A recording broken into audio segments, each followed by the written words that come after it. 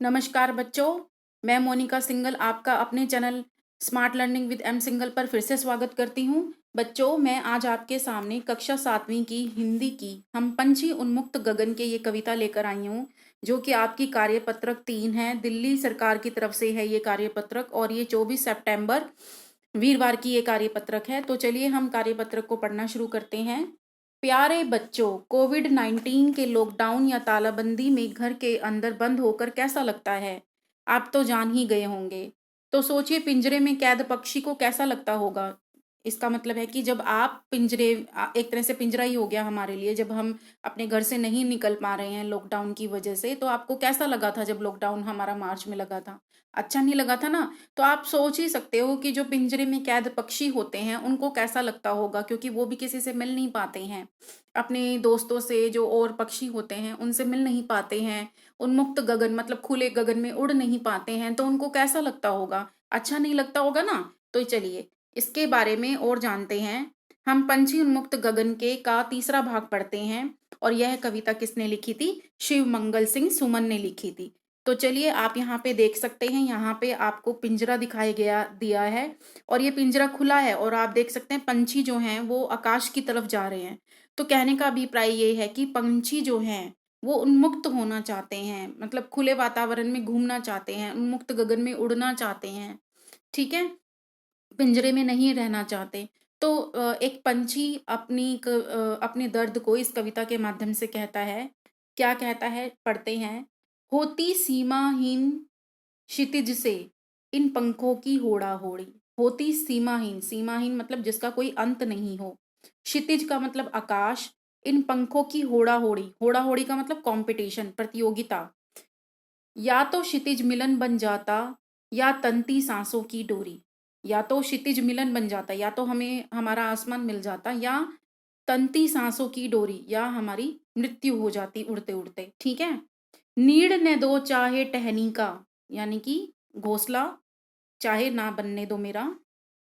आश्रय छिन बिन कर डालो, लेकिन पंख दिए हैं तो, लेकिन पंख दिए हैं तो, यानी कि भगवान से वो मांगते हैं। आकुल उड़ान में विघ्न न डालो, मतलब भगवान को कह रहे हैं। तो चलिए हम नए वर्ड देख लेते हैं, नए शब्दों का अध्ययन कर लेते हैं। नीड़ का मतलब घोंसला, यहाँ पे आया है ना, नीड़ ने दो टहनी का। आश्रय मतलब हमारा जो घर है वो। होड़ा होड़ी मैं आपको बता ही चुकी हूँ, प्रतियोगिता। और विघ्न का मतलब बाधा, रुकावट। ठीक है। तो चलिए हम कविता का भावार्थ देख लेते हैं। कविता का भावार्थ है, कवि कहते हैं कि सीमाहीन आसमान में उड़ते हुए पक्षियों के पंखों में एक होड़ सी लग जाती है। काफ़ी सारे जो पक्षी हैं उनके उन जब वो आकाश में उड़ना चाहते हैं तो उनके पंखों में एक होड़ सी, मतलब पंख जो हैं आकाश में उड़ने के लिए बेचैन है, कहने का मतलब ये है। और आकाश हमारा कैसा है? जिसका कोई अंत नहीं है। ठीक है। चलिए आगे बढ़ते हैं। वे आसमान की उस सीमा को छू लेना चाहते हैं जिसका कोई अंत नहीं है। ठीक है। तो आपको यहाँ से इन पंक्तियों से ही पता लग जाएगा कि होती सीमाहीन क्षितिज से इन पंखों की होड़ा होड़ी, इन पंक्तियों की होड़ा होड़ी, इन पंखों की होड़ा होड़ी। ठीक है। वे आसमान को छूने की इच्छा रखते हैं, चाहे फिर इसके लिए उन्हें अपने प्राण ही क्यों ना देने पड़े। तंती सांसों की डोरी, यानी कि प्राण ही क्यों ना देने पड़े। मतलब वो आकाश में उड़ना चाहते हैं बहुत ऊंचा ऊंचा, इसके लिए चाहे उन्हें कोई भी कुर्बानी देनी पड़े, अपने प्राणों की ही क्यों ना देनी पड़े। ठीक है। आगे है नीड़ ने दो टहनी का, मतलब पक्षी कहते हैं, किसको कहते हैं? ये पक्षी किसको कह रहे हैं? मतलब किसको कह रहे हैं? भगवान को कह रहे हैं। पक्षी कहते हैं कि चाहे उन्हें घोंसला बनाने के लिए पेड़ की डाली न दो। नीड़ मतलब घोंसला, घोंसला बनाने के लिए चाहे पेड़ की टहनी यानी कि डाली न दो, चाहे रहने का स्थान भी तोड़ डालो, परंतु हे भगवान, आ गया ना यहाँ पे भगवान। ठीक है। भगवान ने हमें उड़ने के लिए पंख दिए हैं, लेकिन पंख दिए हैं तो कौन देता है पंख? भगवान ना। तो हमारी उड़ान में किसी तरह की बाधा ना डालो। ठीक है।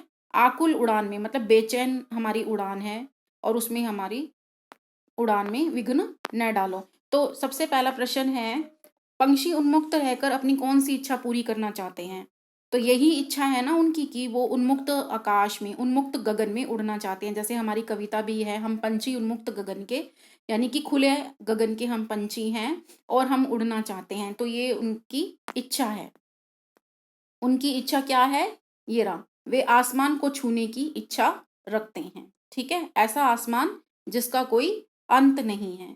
ठीक है, तो आप इसका उत्तर ये लिखेंगे। पक्षियों को पालना उचित है अथवा नहीं, अपने विचार लिखिए। आपको भी पता है कि आप जब लॉकडाउन में बंद थे, घर पर थे, आप अपने दोस्तों से मिल नहीं सकते थे, कहीं आ जा नहीं सकते थे, तो आप बंधन महसूस कर रहे थे ना। तो आप सोचिए कि पक्षियों को कितना बंधन महसूस होता होगा जब वो पिंजरे में होते होंगे। ना तो वो ठीक ढंग से उड़ पाते, दोस्तों से मिल पाते, ना ही आकाश उनको देखने को मिलता, ना ही वो पेड़ों पर बैठ पाते, तो उनको अच्छा नहीं लगता था ना। तो इसीलिए पक्षियों को पालना उचित नहीं है। अपने विचार लिखिए। तो आपके विचार यही हैं कि पक्षियों को पालने से उनकी आज़ादी में विघ्न डलता है, इसलिए पक्षियों को नहीं पालना चाहिए। आगे है घोंसला। इनको अपने शब्दों ये शब्द दिए गए हैं घोंसला, इनसे अपने वाक्य बनाना है। तो देखो घोंसला, आप कैसे घोंसले का प्रयोग कर सकते हो। जैसे हाँ, पक्षी अपना घोंसला पेड़ों पर बनाते हैं, ठीक है, या पक्षी अपना घोंसला तिनकों से बनाते हैं, या हमने पक्षियों को घोंसला बनाते हुए देखा है, उनका घोंसला बहुत अच्छा है। इस तरह से आप कुछ भी वाक्य बना सकते हो। प्रतियोगिता, मैंने प्रतियोगिता में हिस्सा लिया, मैंने प्रतियोगिता को जीता, मैंने क्रिकेट की प्रतियोगिता को जीता, मैंने दौड़ की प्रतियोगिता को जीता, मैं प्रतियोगिता में प्रथम आई। तो आप बहुत सारे वाक्य इसमें बना सकते हैं। बाधा, बाधा का मतलब होता है रुकावट।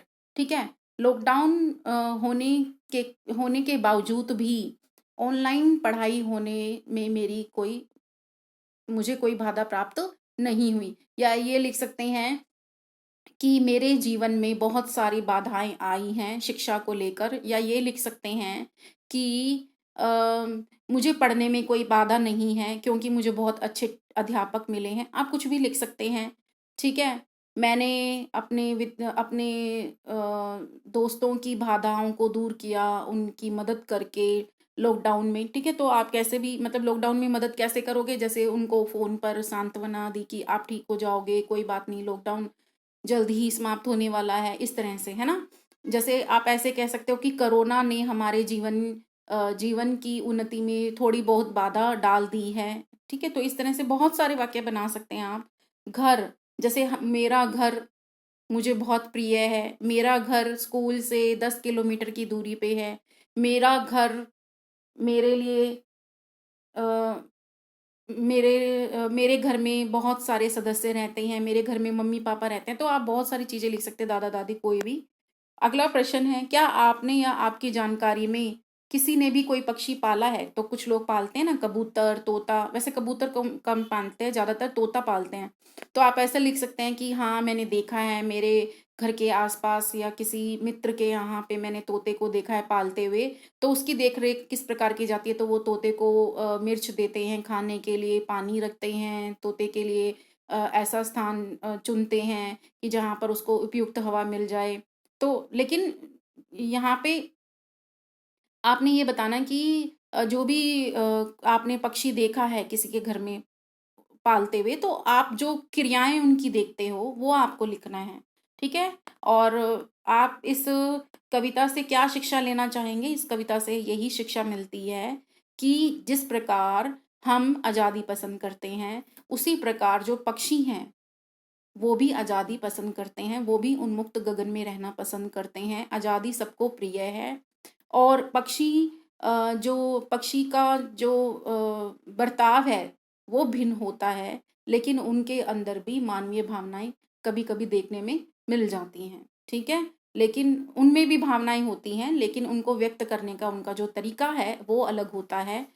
और वो उन्मुक्त आकाश में अपने आप को उड़ते हुए ही देखना चाहते हैं, और उसके लिए चाहे ही उनके प्राण ले लिए जाएँ, उनका घोंसला तोड़ दिया जाए, ठीक है? उनका आश्रय छिन-भिन कर दिया जाए, लेकिन अगर उनको भगवान ने पंख दिए हैं, तो उनके पंखों का वो उपयोग करना चाहते हैं। और उनके पंखों का उपयोग कैसा होगा? जब वो आकाश में, उन्मुक्त आकाश में उड़ेंगे। तो उम्मीद करती हूँ आपको ये कार्यपत्रक 3 अच्छी लगी होगी, और अगर आपको ये कार्यपत्रक अच्छी लगती है, तो आप मुझे कमेंट बॉक्स में ज़रूर बताएँ, और मेरे चैनल को लाइक, सब्सक्राइब, शेयर ज़रूर कीजिए। तब तक के लिए आप स्वस्थ रहिए, खुश रहिए, और अपनी पढ़ाई भी आराम से करते रहिए। धन्यवाद।